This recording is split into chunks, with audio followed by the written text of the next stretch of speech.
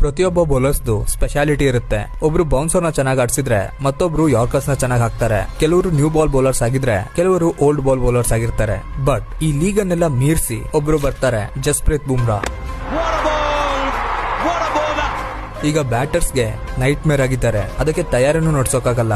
ಯಾವುದೇ ಕಂಡೀಷನ್, ಯಾವುದೇ ಸಿಚುವೇಶನ್, ಯಾವುದೇ ಫಾರ್ಮ್ಯಾಟ್ ಇರ್ಲಿ ಅವ್ರಿಗೆ ಮ್ಯಾಟ್ರೇ ಆಗಲ್ಲ. ಓಲ್ಡ್ ಬೌಲರ್ಸ್ ನ ಲೆಗಸಿಯನ್ನ ರೀಡಿಫೈನ್ ಮಾಡ್ತಾ ಇದ್ದಾರೆ. ಅವರ ಲೆಗಸಿಯನ್ನ ನಾವು ವರ್ಡ್ಸ್ ನಲ್ಲಿ ಹೇಳೋಕಾಗಲ್ಲ.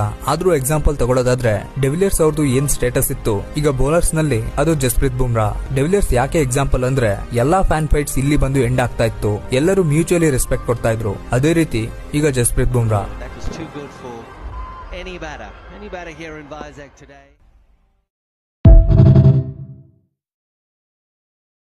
ಪ್ರತಿಯೊಬ್ಬ ಬೌಲರ್ಸ್ದು ಸ್ಪೆಷಾಲಿಟಿ ಇರುತ್ತೆ. ಒಬ್ರು ಬೌನ್ಸರ್ ನ ಚೆನ್ನಾಗಿ ಆಡಿಸಿದ್ರೆ ಮತ್ತೊಬ್ರು ಯಾರ್ಕರ್ಸ್ ನ ಚೆನ್ನಾಗಿ ಹಾಕ್ತಾರೆ. ಕೆಲವರು ನ್ಯೂ ಬಾಲ್ ಬೌಲರ್ಸ್ ಆಗಿದ್ರೆ ಕೆಲವರು ಓಲ್ಡ್ ಬಾಲ್ ಬೌಲರ್ಸ್ ಆಗಿರ್ತಾರೆ. ಬಟ್ ಈ ಲೀಗ್ ಅನ್ನೆಲ್ಲ ಮೀರಿಸಿ ಒಬ್ರು ಬರ್ತಾರೆ, ಜಸ್ಪ್ರೀತ್ ಬುಮ್ರಾ.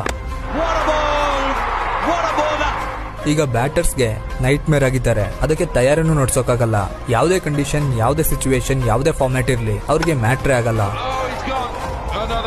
ಓಲ್ಡ್ ಬೌಲರ್ಸ್ ನ ಲೆಗಸಿಯನ್ನ ರೀಡಿಫೈನ್ ಮಾಡ್ತಾ ಇದ್ದಾರೆ. ಅವರ ಲೆಗಸಿಯನ್ನ ನಾವು ವರ್ಡ್ಸ್ ನಲ್ಲಿ ಹೇಳೋಕಾಗಲ್ಲ. ಆದ್ರೂ ಎಕ್ಸಾಂಪಲ್ ತಗೊಳ್ಳೋದಾದ್ರೆ ಡೆವಿಲಿಯರ್ಸ್ ಅವ್ರದ್ದು ಏನ್ ಸ್ಟೇಟಸ್ ಇತ್ತು, ಈಗ ಬೌಲರ್ಸ್ ನಲ್ಲಿ ಅದು ಜಸ್ಪ್ರೀತ್ ಬುಮ್ರಾ. ಡೆವಿಲಿಯರ್ಸ್ ಯಾಕೆ ಎಕ್ಸಾಂಪಲ್ ಅಂದ್ರೆ ಎಲ್ಲಾ ಫ್ಯಾನ್ ಫೈಟ್ಸ್ ಇಲ್ಲಿ ಬಂದು ಎಂಡ್ ಆಗ್ತಾ ಇತ್ತು. ಎಲ್ಲರೂ ಮ್ಯೂಚುವಲಿ ರೆಸ್ಪೆಕ್ಟ್ ಕೊಡ್ತಾ ಇದ್ರು. ಅದೇ ರೀತಿ ಈಗ ಜಸ್ಪ್ರೀತ್ ಬುಮ್ರಾ.